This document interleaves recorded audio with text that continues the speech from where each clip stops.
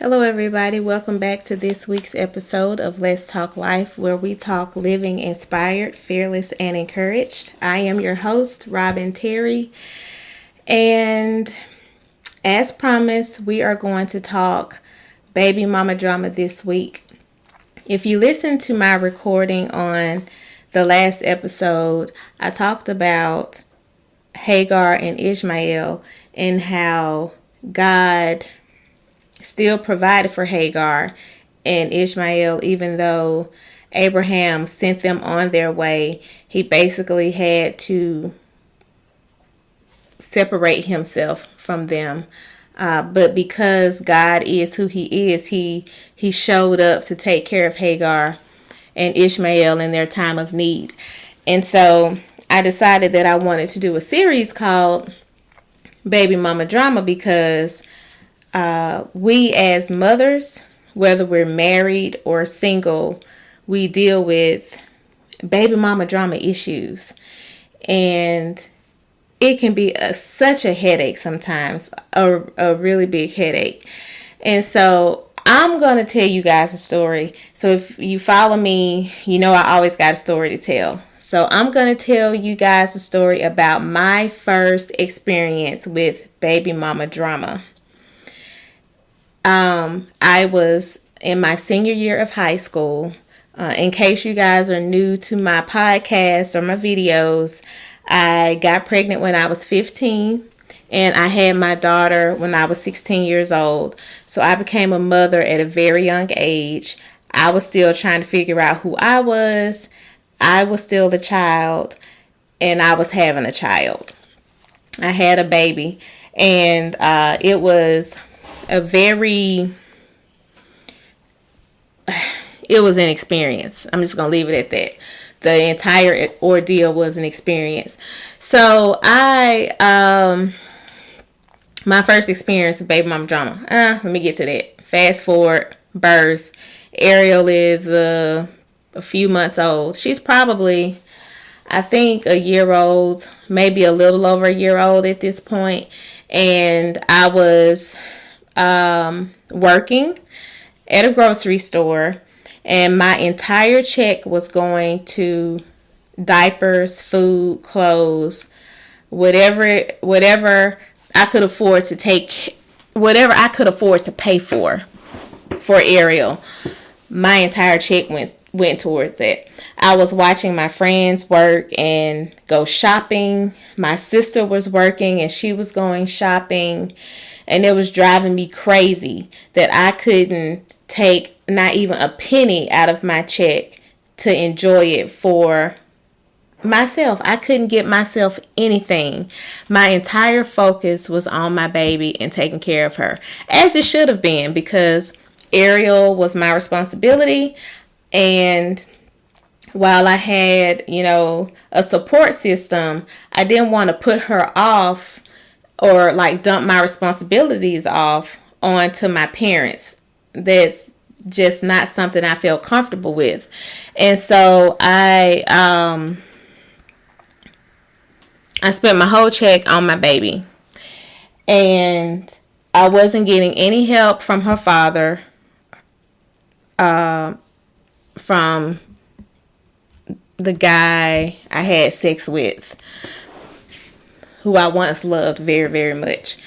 I wasn't getting any support from him to help take care of her. And I was bitter and I was angry because it was like he got off scot-free and here I was holding the bag, and I was holding the bag alone, and I was frustrated. I was bitter, angry, frustrated, hurt. Every kind of emotion you could think of, I was probably feeling it. What can I say? It was difficult. So there was this big blow up at school. I was just really irritable and really irritated that day, and I wanted to just break off in his ass about something. And so when I got to school that day, I was like, yeah, I'm telling him off today. This getting on my nerves. He got me pregnant. He not helping me. I'm frustrated. He don't help me do anything. I'm sick of this. And so I got to school. I saw him in the cafeteria. I walked up to him in the cafeteria and I just started going off. Like all the other, imagine you in high school. Kids love drama anyway. I mean, as soon as I started talking, everybody, it's like the whole cafeteria got quiet. Like there was silence. All you could hear was Robin. And mind you, nobody had ever seen me act this way because I was always quiet and smiling and talking to people. And nobody had ever seen me get into any trouble or like, let alone say a cuss word, really. Like, I was just not a troublemaking kind of kid. But that day, I didn't care that day. And so I walked up to him. I started going off talking, and I was saying, you was sorry, N-word. And, I'm trying not to curse here. Keeping it PG-13. Basically, you're a sorry, N-word. You're not helping me take care of this baby. I couldn't stand him. Like, I really could not stand the sight of him. He made me so sick. It bugged me that he was even able to sit down and enjoy any part of his life, because my life, to me at the time, I was miserable. I was in misery. And so I wanted him to feel some of that. I wanted him to feel some of my misery. And so I went off on him that morning. And there was like this big fiasco at school. By the time I finished and, I was trying to settle down, and then the bell rang for us to go to classes. He started following me to my locker, and he kept trying to talk to me. And I was like, what, Nick, fuck you. I was like, forget you, F you, get out of my face. Slammed my locker, went to my class. And I felt, one would think that would make you feel better, but I felt even worse because in the process, I hurt my best friend's feelings. He ended up getting into a fight with my other good friend. Like, it was a mess. I mean, you had to be there. Anybody who was at school that day, everybody was like, oh my God, Robin this, Shonda, it was crazy. And so, the point of that story is never let your baby daddy take you out of your element. I said things like, when I sat down and thought about it, after everything went down, I was crying, and I was even more upset in that moment than I was when I got to school. And I could not believe that I behaved the way that I had behaved. I felt bad. And my best friend who got caught in the middle, she was upset because I took, not even trying to, I took my frustrations that I was feeling for the dude out on my best friend. And I wasn't even trying to. She just got caught in the middle. It had nothing to do with her. Absolutely nothing to do with her. And so the moral of the story is, don't let that man take you out of your element.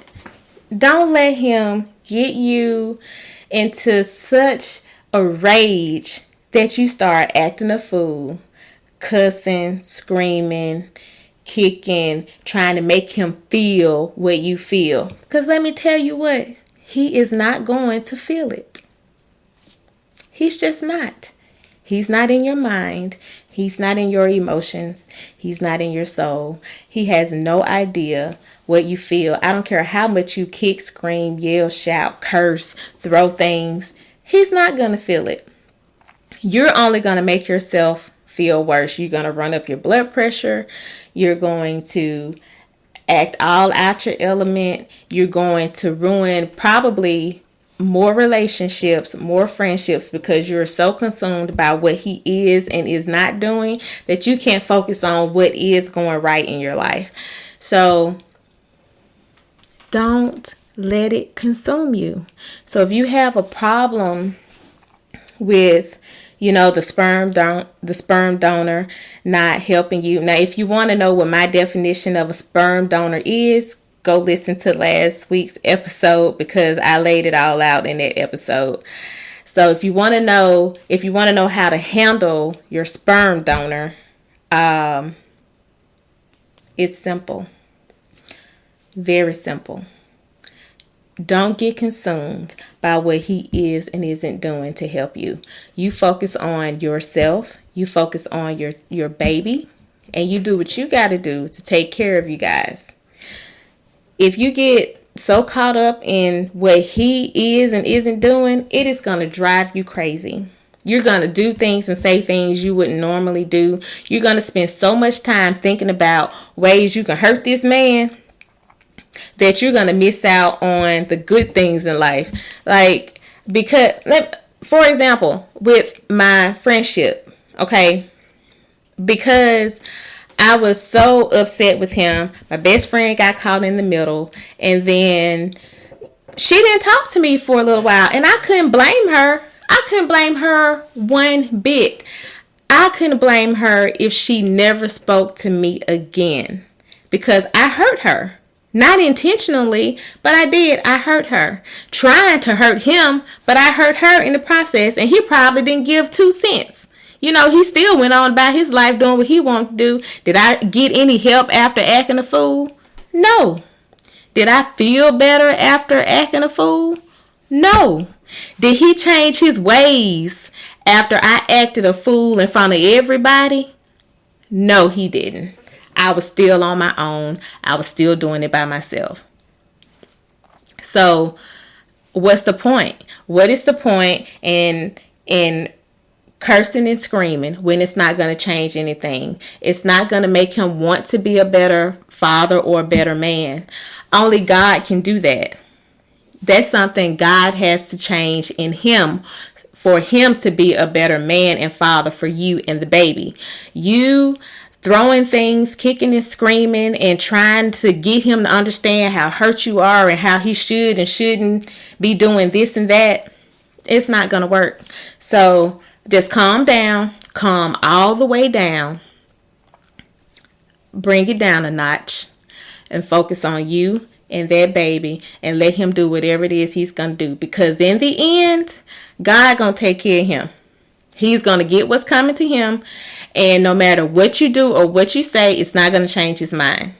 It's not going to make him be a better man for you. It's not going to make him be a better man for the child.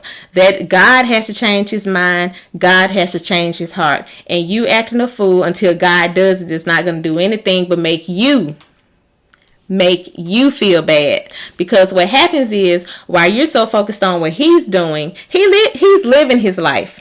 Honestly, he is living his life. He's living his best life. He's doing what he wants. He's going where he wants to go. He's spending his money on what he wants to spend his money on. And if it's not on the baby, there is nothing you can do about that.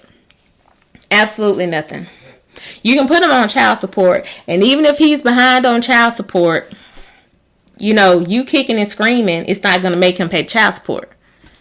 It's just going to run up your blood pressure. It's going to make you look stupid at the end of the day.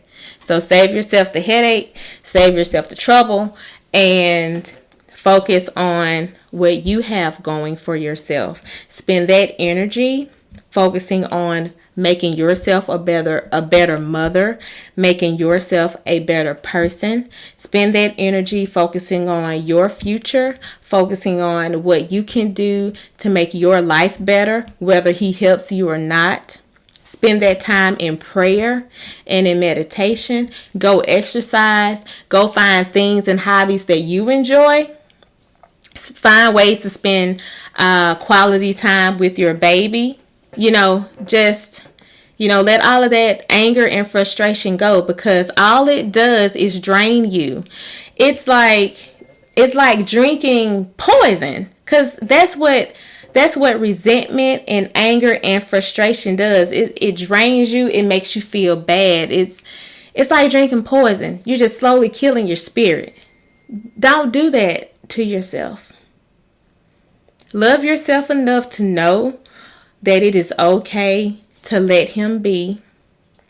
Love your baby enough to know that it is okay to let him be. You don't want your baby to see you all worked up and cursing and crying all the time. That's not anything that you want your child to see, because that has an effect on your child. So that's all I got for this first episode of Baby Mama Drama. Basically, I keep getting text messages and I'm trying to ignore them. So basically, focus less on him, focus more on you. Focus more on your relationship with the Lord. Focus more on your future. Focus more on what will make you a better person. Because in the end, you are going to have to answer for everything that you do and say. It's not what he does. It's about what you do. You're going to have to give an answer for that. And you want to be able to say that you handled it well. I couldn't say that at first. I did not handle it well. I was just pissed off all the time. And I don't want you to walk around pissed off all the time. All it did was drain me. And I walked around. I was like a zombie. Like, I was smiling at people. But on the inside, I was I was torn. I was broken. And I wanted him to feel that. And at the end of the day, he still didn't feel that. And I did all of that for nothing. And it almost cost me my best friend. It almost cost me my best friend. I'm telling you. So just save yourself the trouble. Focus on other things, not on him. I can't say it enough, because I hear women ask me, I hear women just in general talking about their baby daddies and how they hate him and how he's not doing this and not doing that. And I'm just like, stop focusing on what he's not doing. Focus on what you can do. Seriously, you focusing on what he's not doing is not going to make him do it. It just is not. So please don't do that. It will drive you up the wall. Just don't do it. Focus on other things. And let me tell you, better yet, there's this scripture that says, when you keep your mind on the Lord, I'm just going to, paraphrase it. When you keep your mind on the Lord, when you go into worship and in prayer and praise, you'll have so much peace. You won't have time to focus on what he's doing. Let God take care of that. Because all you have to do when he walks away is turn to your Father, your Heavenly Father, and say, Lord, this is what we need. This is what we need. I don't know how we're going to get it, but I know you're going to provide it. Because your word said that you will. Your word said that you won't leave me or forsake me. Your word said that you will meet all of my needs. You are the God of the heaven and the earth. All of this is yours. You know what I need, so I'm expecting you to give it to me. I'm trusting you to give it to me. And watch God give it to you. I am a living witness. Watch him give it to you, but you got to have faith, and you have to work on being a better person for yourself. You can't walk around being angry and bitter and hateful and vindictive all the time thinking God is going to bless you. No, you got to give all of that stuff up. You got to give all of that stuff up in order for God to move in a mighty way. That's all I'm saying.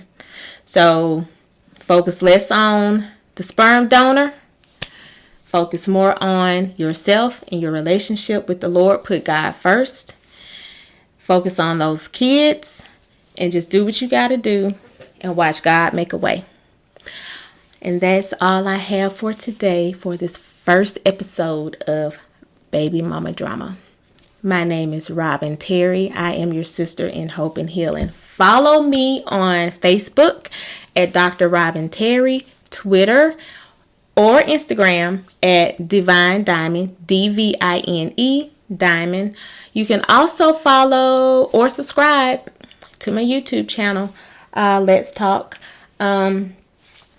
And don't forget to go out and buy my book, Resilient, My Story, God's Glory. It is a great book to read.